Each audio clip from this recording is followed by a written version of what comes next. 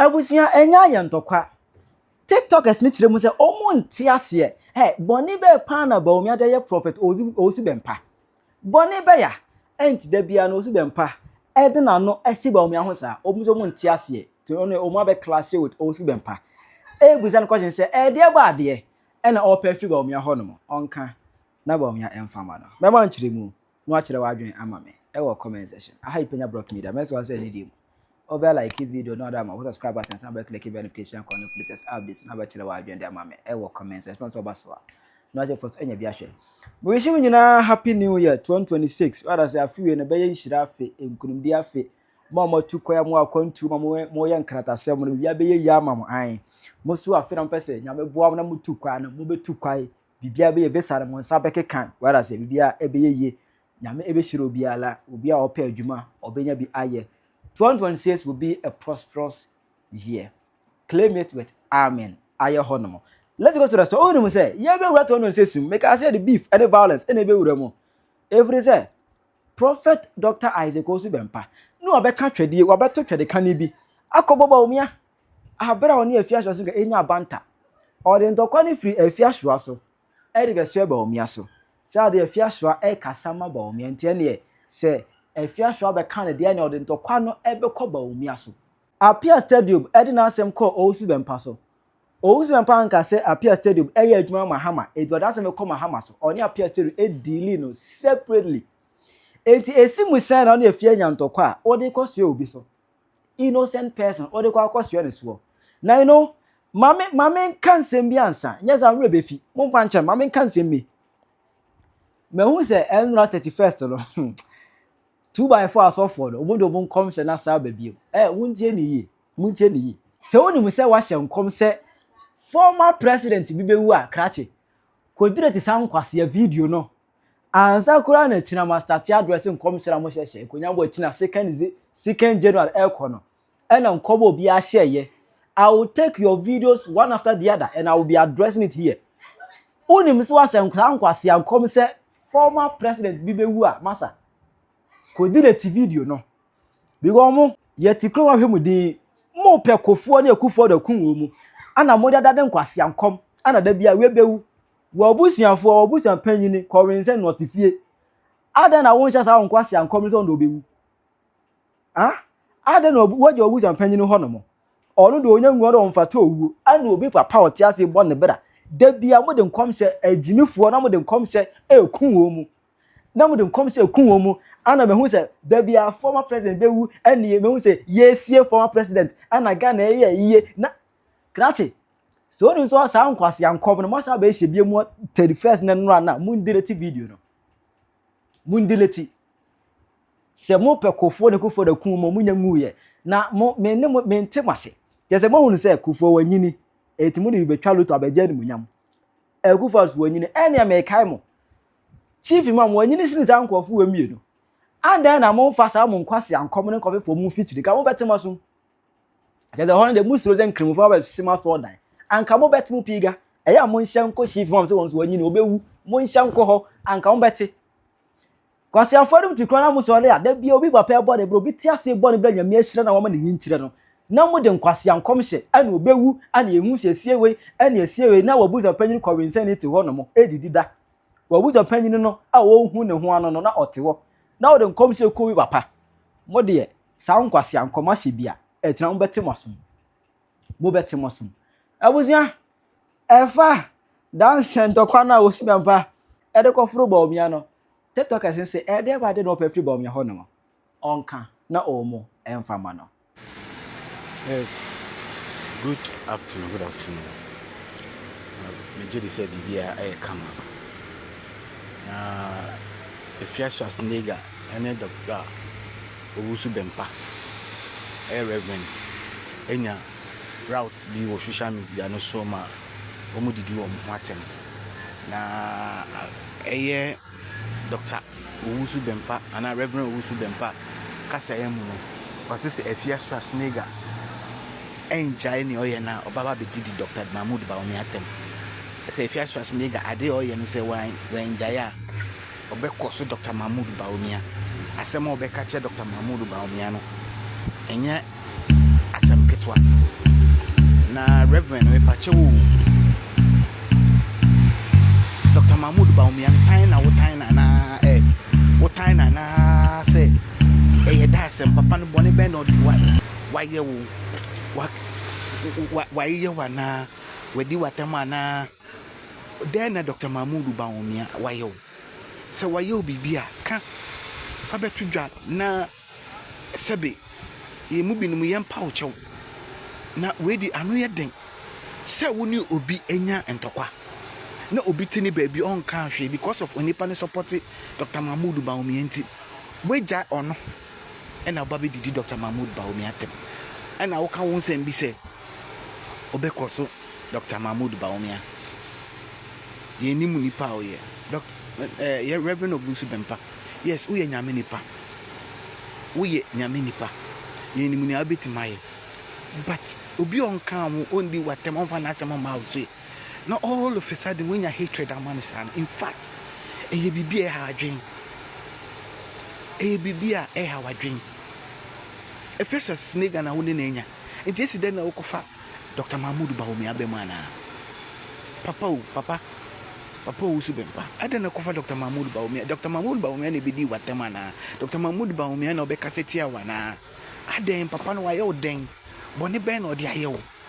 Why your bonibia fatu jani empaucho na we dia no odin se MPP party ni so na your bonibia uni MPP party ni na Dr. Mahmoud Bawumia na uka na asem no de bia usi papa we so no boni Bempah no de ayam Reverend Owusu Bempah papa aden papa aden uni face Swaslega dele oni ndele wo bibia be ka sa che Efesos ga Swasnega one ne enka na yi Dr. Mahmoud Bawumia film na Dr. Mahmoud Bawumia wa brew as of binsano in the name of papa ne I tunu hwesi so peso o ye de ben odi president ni boni awaye nyina me nye sure say Dr. Mahmoud Bawumia na no pato anoda ana waka ho asem boni mpoda but oda so time papa aden Reverend Owusu Bempah yes wonu Efesos nega na nya oni nya na fe jai Dr. Mahmoud Bawumia na wa bre why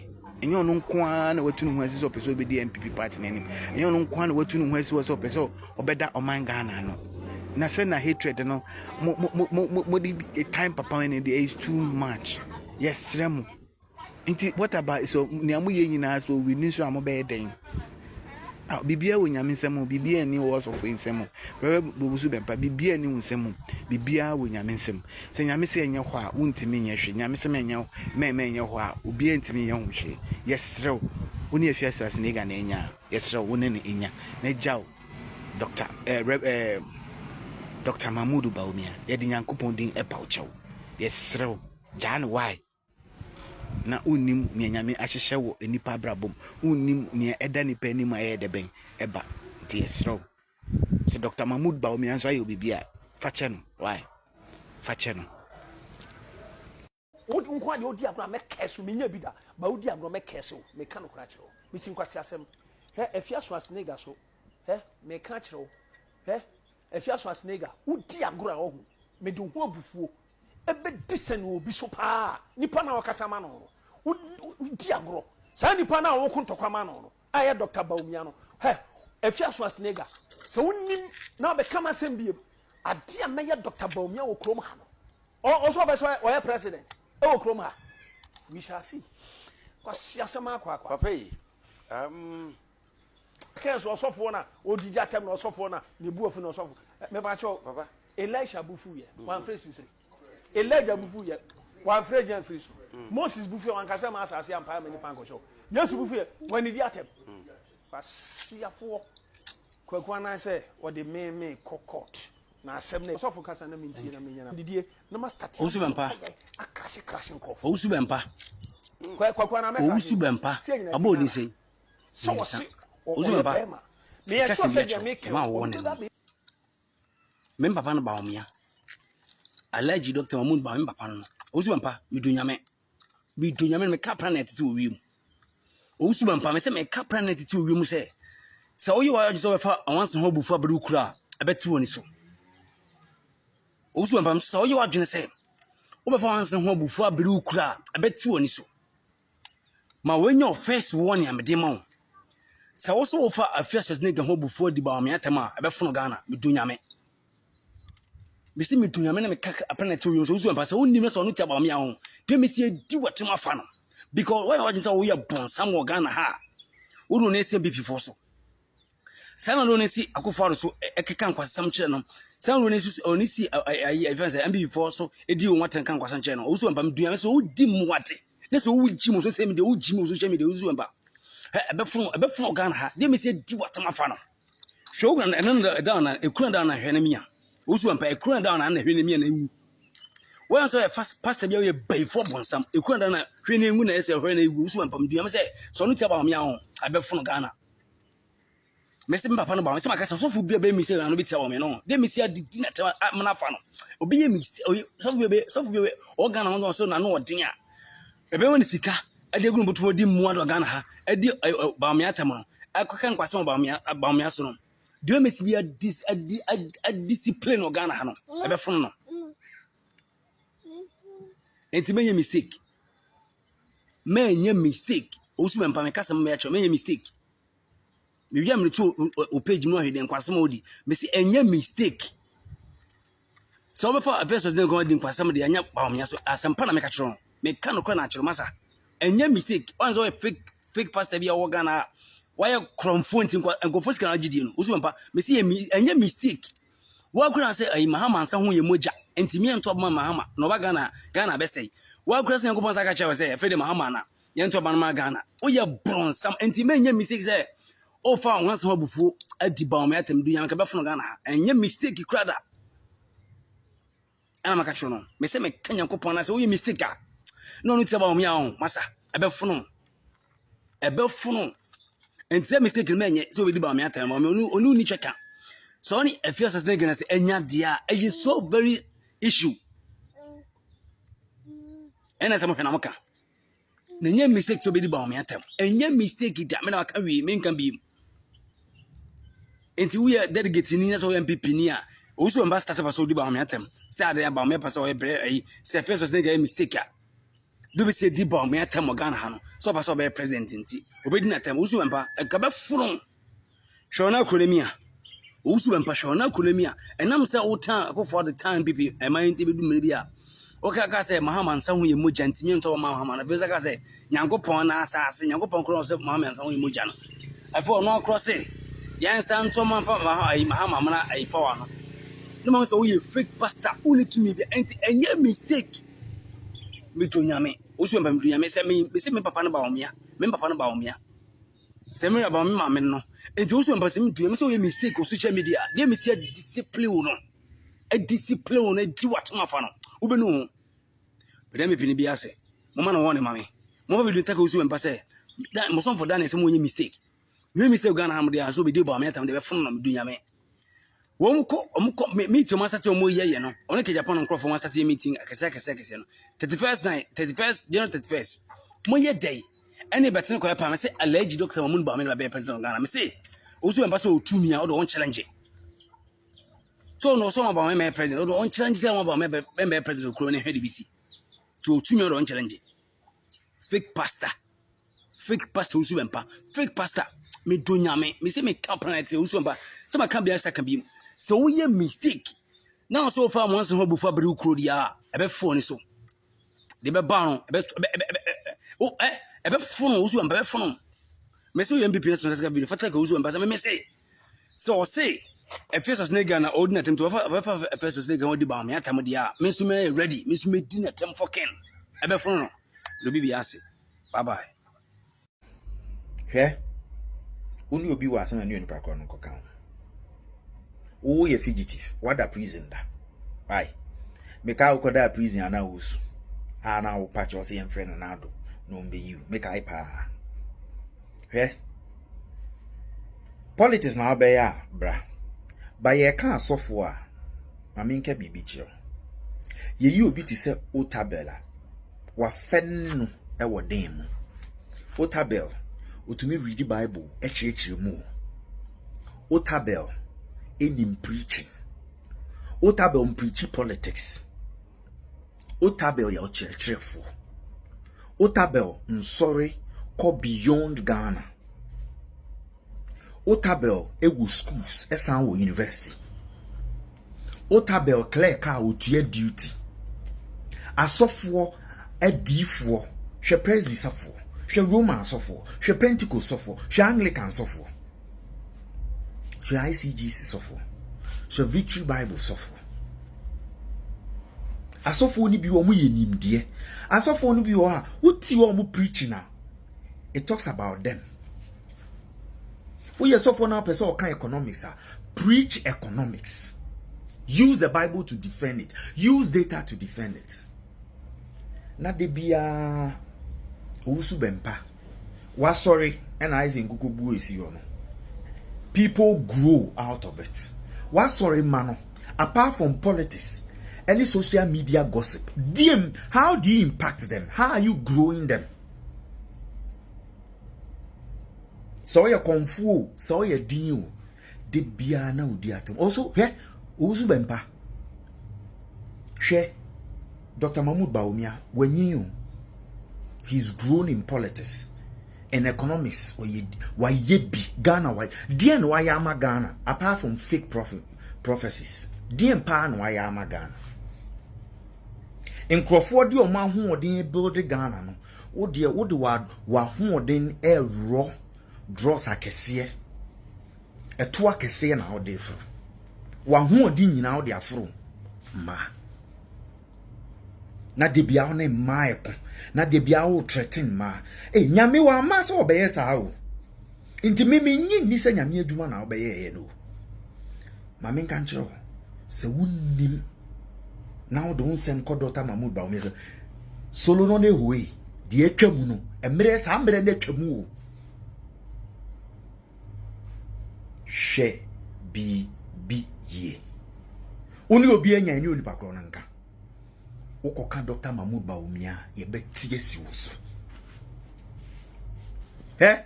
One say anointing was na ira eko. O sorry I now come.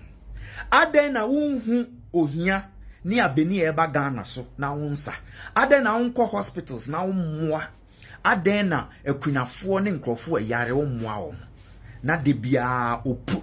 Jese wo de o prophecy nyina ye politics.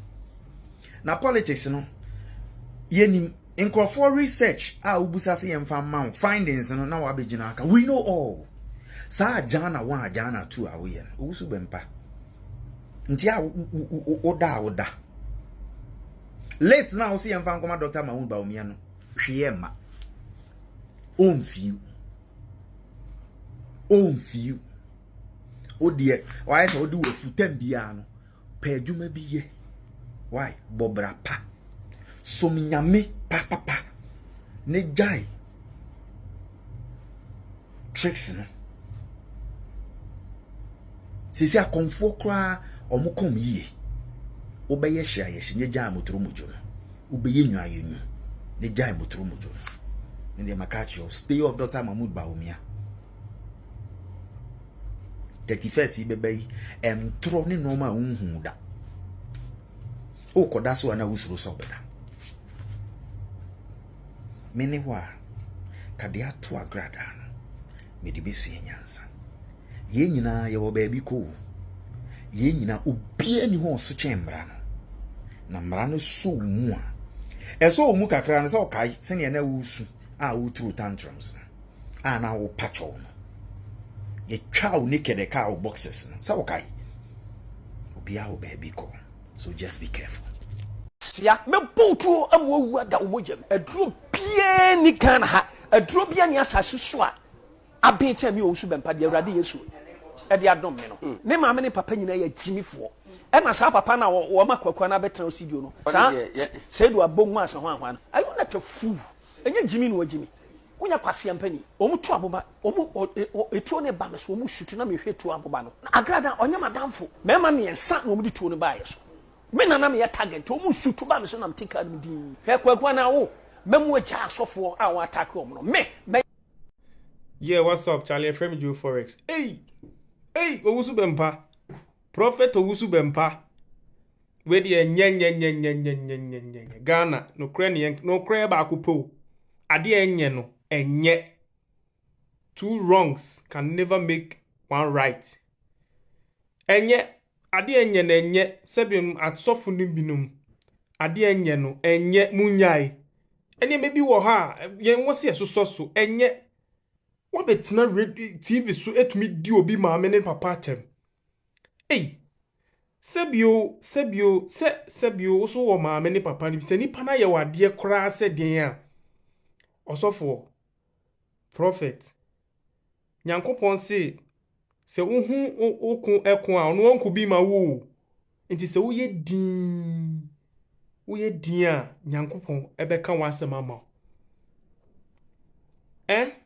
o life no example amanfo hwe wo de abo mo bra o nesi adasofo ni bi ye ne de sisi ama youth no kra masa asori no kra mo mpepo na o makọ no kra ba kopo enye mumi nyai saa ne ma no na emo ayen enkwala hwe sisi TikTok enkwala hwe empenifo hwe sisi fie wo ha o de o phone ma o ba pe no ko TikTok nti akwala ko no ko hu saa de we a ede na wo sua ohun ne se attendie no eden normal because we hu se bi openi sort o di atem so what you say niam bi wo ha mama enye din kakra na wo ye din a ewrade be kon ama o men kire nipa nyina se wo tumi wo Nyankopon ho tumi nyina wo Nyankopon ho enti se otumi fa wo se wo ye na ko ase be ye ne djuma no aponi kakra bia mo se fa be ye djuma